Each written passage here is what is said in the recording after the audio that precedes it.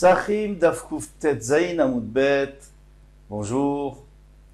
Alors aujourd'hui nous commençons la Mishnah qui est en bas de la page, juste à 2 lignes avant la fin.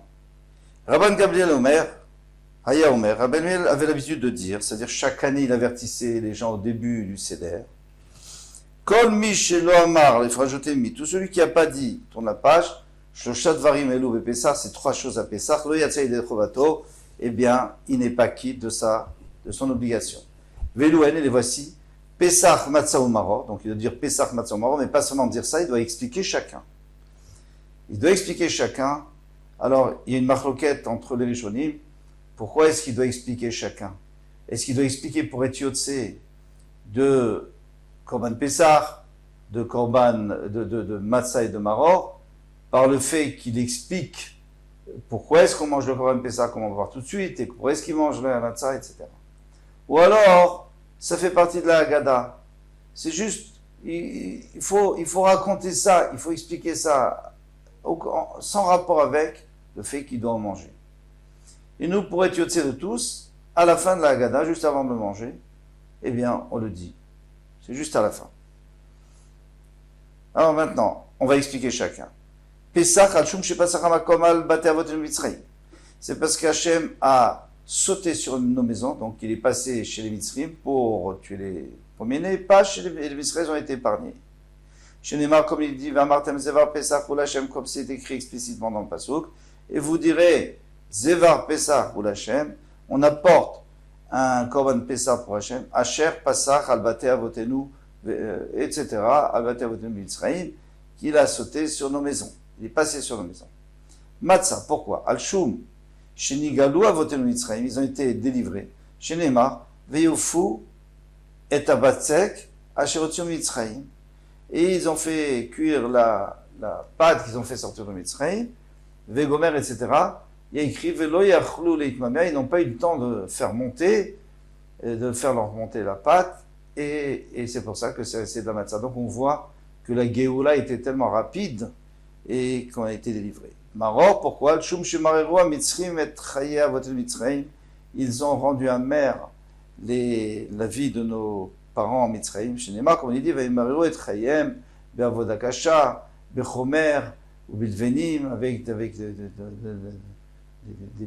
des briques, avodat parer, etc.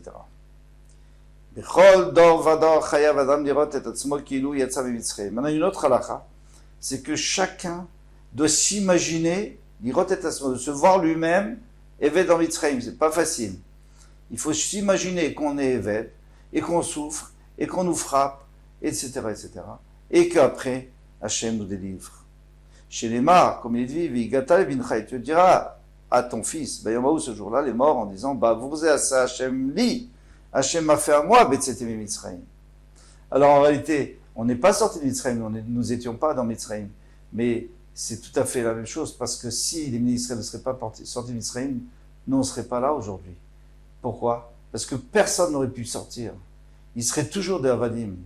Alors, il y a plusieurs pshatim là-dessus, mais en tous les cas, c'est cette délivrance qui nous a permis, nous, d'être des êtres libres. Je pense qu'on peut ajouter, pour bien comprendre, bien entendu que Pharaon n'existe plus. Ça fait longtemps qu'il n'existe plus. Alors, qui dit qu'on aurait été dans des Avadim? Alors, il y a 2 possibilités. Ou alors, Chaz v'Shalom, on se serait assimilé, puisque déjà on était à la 49e degré de Touma, encore un degré, puis c'est terminé. On aurait été assimilé, donc on ne serait pas aujourd'hui des Juifs, Chaz v'Shalom. Deuxième chose, c'est que s'il n'y avait pas eu Yetziat Mitzrayim, peut-être qu'il n'y aurait pas eu aussi la libération des esclaves, qui a été déclarée dans tous les pays aujourd'hui, puisqu'on sait que tout ce qui se passe, c'est par rapport au peuple juif. Tout ce qui se passe dans le monde, c'est par rapport au peuple juif. Donc si on était en Mitzrayim, et qu'Hachem nous avait pas fait sortir, alors tout le cours d'histoire aurait changé. Et aujourd'hui, il y aurait peut-être encore l'esclavage. S'il restait un monde, parce que sans Kabbalat Torah, il n'y aurait pas eu de monde non plus. C'est pour cela que nous avons l'obligation, puisque Hachem nous a fait sortir, donc nous avons l'obligation nous-mêmes de ressentir et de louer Hachem. Alors il y a plusieurs termes ici il y a des petites différences. Léodot. Alors Léodot, ça veut dire reconnaître. Les Hallel, de glorifier Hachem. Les Shabbat, de le louer, les louanges. Les Faer, de l'honorer. Les Ader, de l'embellir. Non, j'ai sauté quelque chose. Les Romains, de l'élever. Les Ader, de l'embellir. Les Varer, de le bénir. La Halé, de le faire monter. Ou les Kalès, et de le féliciter. Bon, c'est des mots qui se ressemblent. Hein. C'est des termes qui se ressemblent, mais un plus fort que l'autre. Un plus fort que l'autre. Les Mishéasa la votenu velanu, à celui qui a fait, c'est-à-dire Hachem qui nous a fait, à nos ancêtres et à nous, et de Kol Anissim Haele, tous ces miracles à Elou. Otsianu Mavut Lecherut, il nous a fait sortir de l'asservissement à la liberté. Miagon et Simcha, de la tristesse à la joie. Evel et Yom Tov, du deuil à la fête. Meafela et Orgadol, de l'obscurité totale à la grande lumière. Mishiboud les Geoula, de l'asservissement à la délivrance. Venomar les Fanav Alléluia, et nous allons dire devant lui Alléluia. Qu'est-ce que c'est Alléluia? Eh bien, c'est tout le Halel, c'est des Alléluia. Donc, tous les chapitres ont du Halel, Alléluia. Alors maintenant, il y a un problème. Adechad ou Omer, parce qu'on sait que le Halel, il faut en garder une partie déjà pour le 4e kos. Parce qu'on a dit le premier kos, c'est Kiddush, le 2e kos, c'est la Haggadah, le 3e kos, c'est Birkat Hamazon, le 4e kos, c'est le Halel. Maintenant, avant le début du repas, on va quand même commencer avec le Halel, mais on ne va pas tout dire. On va dire juste le minimum. Parce qu'il ne faut pas trop traîner, il faut laisser pour après. Il ne faut pas trop traîner pour manger la matzah et le maror et le Korban Pessah. Alors, combien on dit combien de chapitres on dit? Bet Shammai Omrim, le premier chapitre, c'est tout, ça suffit. Bet Hillel Omrim, jusqu'à Chalamish Lemaïnom, c'est le 2e chapitre. Pourquoi? Parce que c'est là où on parle dans le premier, on parle de Yetziat Mitzrayim, très bien, mais dans le 2e, on parle de traverser de la mer. C'est la vraie liberté. Donc il faut quand même dire les 2 premiers. C'est comme ça qu'on fait. Vechotem be Geoula. Et après il finit, et il parle de Geoula, de la délivrance.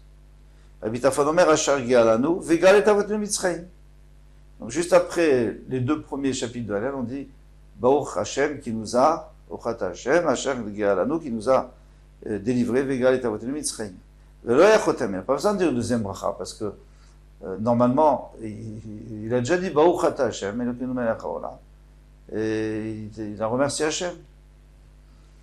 Rabbi Akiva lui rajoute énormément de choses. Ken Hashem Elokeinu ve'Elokei Avotenu. Ainsi, Hashem notre Elohim, c'est ce qu'on dit dans la Haggadah nous-mêmes.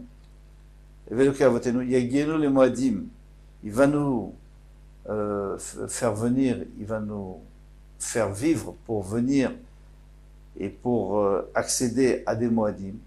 Moadim, c'est Rosh Hashanah Yom Kippour, ou les Regalim Acherim, et des autres fêtes, comme par exemple Shavuot, Sukkot, et puis Pesach l'année prochaine. Abayim Lekratenu, les Shalom. Pourquoi on appelle ça Regalim? Parce qu'on monte au Regel, la fête. Abayim Lekratenu, les Shalom, qui viennent vers nous dans la paix. Smechim Bebinyan Erecha. On sera heureux parce que la Yerushalayim sera reconstruite. Sasim Be'avodatecha. On sera heureux de pouvoir te servir avec des korbanot dans le Beth Amikdash. Venochal Sham, et nous mangerons de là-bas, mina psachim ou mina zvachim. Du korban Pesach et du korban zevach. Alors il y a 2 lectures. Il y en a qui disent mina psachim ou mina zvachim.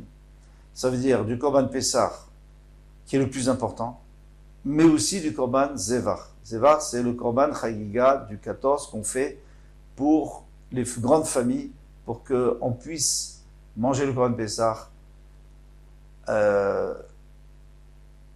une fois qu'on a presque plus faim, oui, à la sova, on est déjà rassasié. Alors, pourquoi on dit minapsachim ou nazvachim? On devrait dire le contraire, parce que d'abord on mange le zévar, on mange le chagiga, et après on mange le Korban Pessah. C'est toujours à la fin pour garder le goût de la ficomane. Donc pourquoi il met les psachim en premier? Parce que c'est plus important, et surtout parce que il y a des familles où on n'a pas de zévar, on n'a que du Pessah. Mais il y en a qui vont dire à l'envers, mina zvachim, mina psachim, parce que c'est l'ordre de la façon dont on les mange. At Baruchat Hashem Gal Israël. Alors d'après lui, c'est sûr qu'il faut dire Gal Israël, il faut redire une bracha Baruchat Hashem Gal Israël. Pourquoi? Parce qu'on avait déjà vu que quand il y a des longues brachot, alors on dit au début, on dit à la fin aussi. Au début, ça dépend, mais à la fin, on doit dire parce que c'est une longue bracha. Mara. Amarava. Rava dit Tserchi Omar Veotano Otsi Misham. Il faut dire que Hashem nous a fait sortir nous-mêmes. Amarava. Matzah tzarich lagbia. La matzah, il faut la lever pour que tout le monde la voie. Et tout le monde, et on explique à tout le monde, voilà la matzah.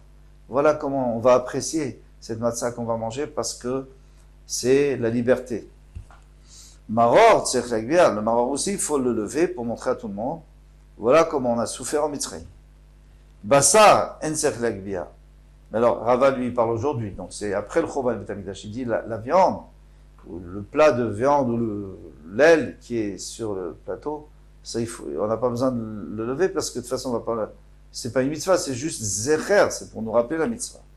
Vélod, et pas seulement ça, et la chénire qui ochel kodashim bachutz. Donc c'est sûr qu'il faut pas le lever parce que les gens ils vont croire que c'est un morceau. Si c'est de la viande, ils vont croire que c'est un morceau du Korban Pessah. On n'a pas le droit de faire un Korban Pessah en dehors du Beth Amikdash. Et il n'y a plus de Beth Amikdash. Amaravacha bar Yaakov, Souma patum milomar agada. Le Souma, l'aveugle n'a pas besoin de dire la agada. Pourquoi? Ktivacha bavurze. Ici écrit bavurze. Pourquoi je dis la agada? Parce qu'Hachem nous a délivrés. Viktivata, mais là-bas il y a écrit au sujet de Ben Soromoré, d'un enfant qui se révolte de ses parents. Benenouze, notre enfant celui-là. Et qu'est-ce qu'on apprend d'ici? Malalan prat les souma. Là-bas, ça exclut l'aveugle parce qu'il ne peut pas dire celui-là, parce qu'il ne le voit pas. Donc le souma, si un des parents qui est aveugle, l'enfant, on le laisse rentrer à la maison, on ne peut pas le punir. Afkan, prat les soumines. Alors ici aussi, puisque tu fais une xerashava entre, donc fais une comparaison entre les deux zé, donc ici aussi, le souma, il n'a pas d'obligation. Eli, il dit, mais non, c'est pas vrai. D'abord, Marema. Et pourtant, Marimar a dit, Shiltinu, j'ai posé la question, les rabbins de Berav Yosef, au Talmidim de Rav Yosef, qui était invité chez lui pour le Seder, Man de Amar Gata Berav Yosef. Qui a dit la Agada? Qui a lu la Agada? Parce qu'ils avaient l'habitude. Et a priori, ça devrait être encore comme ça aujourd'hui. Qu'il y en a un qui dit pour tout le monde, parce que Berovam, Adrat Meler, c'est comme la Megillah. Chacun lit pas sa Megillah. Il y en a un qui lit pour tout le monde. Berovam, quand il y a beaucoup de peuples autour du même mot et de la même phrase, on est tous ensemble, eh bien, c'est Adrat Meler. Il y a plus de splendeur pour le roi, c'est-à-dire il y a plus de remerciements, c'est plus joli. Ça ne veut pas dire qu'on ne peut pas lire doucement avec, on peut aussi lire doucement avec, et même parfois c'est conseillé si on a une Megillah qui est Kshera. Mais il y en a un qui lit. Alors la Haggadah aussi, il y en a un qui rend Yotze les autres. Qu'est-ce qui a rendu Yotze? Amrou, Rav Yosef, c'est Rav Yosef. Je ne comprends pas. Il était aveugle, Rav Yosef. Alors comment il pouvait rendre? Et la même histoire avec les Talmidim de Rav Shechet, qui étaient aussi aveugles. Man de Amar Agata be Rav Shechet. Qu'est-ce qu'il a dit chez Rav Shechet? Amrou, Rav Shechet. Donc on voit deux Chachamim qui ont dit, mais si vous êtes Souma, vous êtes Tourim, vous ne pouvez pas rendre quitte les autres. Kassavre Rabbanan, Matzah Bizmanazé des Rabbanan. Eh bien, ces Rabbanan, c'est-à-dire ces deux Chachamim, Rav Yosef et Rav Shechet, pensez qu'aujourd'hui, c'est des Amoréim, donc il n'y a pas de Beth Amikdash. Aujourd'hui, qu'il n'y a plus de Beth Amikdash, c'est la mitzvah de Matzah, c'est seulement Midrabanan. Pourquoi? Parce que dans la Torah, on a dit, Al Matzah, il faut le manger avec le Pessah. Mais s'il n'y a pas de Korban Pessah, alors eux, ils pensent que c'était Midrabanan. Et si c'est Midrabanan, alors les Chachamim, ils ont dit que même le Souma doit le faire. Donc, le Souma, l'aveugle, et tous les autres doivent le faire. Donc, un peut rendre, l'autre quitte. Il m'a dit, Mikla de Ravacha bar Yaakov Savar Matzah Bisman Azeh de Raïta. Donc, ça sous-entend que Ravacha bar Yaakov qui a dit que le Souma est pas tour, c'est parce que c'est Midoraïta. Alors, puisque c'est Midoraïta, et que dans la Torah il y a Zé, Donc on fait le Xer Shava et puis on le rend pas tout. Mais lui-même il a dit plus loin, on verra plus loin. Matzah bizman hazeh bid'Derabanan, la matzah c'est seulement bid'Derabanan, l'obligation de matzah. Il répond qu'à savoir kol de takun raban kien de raïtat tikun. Chaque fois que les chachamim ont fait une takana, ils ont fait pour pas qu'on oublie ou alors pour perpétuer l'habitude d'avant le Chorban Beit HaMikdash. Donc, ils ont gardé les mêmes règles. Si la Torah dit que Souma est Chayav, alors il est Chayav. Si elle dit qu'il est Patour, alors il est aussi Patour chez nous. Ils ont gardé les mêmes règles. Alors bien sûr, Ravacha Bar Yaakov lui dit que Souma est Patour, bien qu'aujourd'hui ça peut être mis des Rabbanan, mais les Rabbanan ont gardé les mêmes règles que la Torah. Et ça, on voit dans beaucoup d'endroits. Les Rav Sheshet vers le Rav Yosef Nami, Avalai kol de takun Rabbanan, ken doraita takun. Alors, eux, comment ils vont s'arranger avec ça? Parce que Rav Sheshet et Rav Yosef, ils disaient qu'ils pouvaient, qu'ils étaient chayav. Mais non, puisque maintenant c'est Mender Rabbanan. D'accord. Alors, si vous dites que les Chachamim ont dit au Souma de le faire, c'est très bien, mais les Chachamim, ils font comme Neroïta, comme la Torah. Puisque la Torah a dit qu'il n'y avait pas d'obligation. Alors, les Chachamim aussi, il n'y a pas d'obligation. Alors, qu'est-ce que vous faites? Bishlamata, Midaval et les Mirtav, Benenuzhu. Alors, ils disent, nous, on n'est pas d'accord avec cette Xera Shava. On ne veut pas comparer. Pourquoi? Parce que là-bas, on comprend, chez Ben Surer ou Moré, on aurait pu dire Benenuhu, il est notre fils. Vecti Benenuzé, pourquoi ils disent celui-là? Shmamina Pratesuminu Data, c'est pour exclure les aveugles. Avalacha, mais ici, il a Bavourze. S'il n'y avait pas eu Bavourze, Maïlertov, qu'est-ce qu'on allait mettre? Bavourze, c'est-à-dire pour cela, pour que je puisse manger de la matzah et du maror et faire toutes les mitzvot de la Torah, Hachem nous a fait sortir de Mitzrayim. Et qu'est-ce que tu vas aller dire? Il n'y avait pas d'autres mots. Et là, bavo, matzah ou maror ou deata. C'est venu pour nous dire que pour qu'on puisse manger la matzah et le maror, c'est pour ça qu'il est venu le zé, c'est pas du tout pour une Xera Shava, donc le souma est chayav.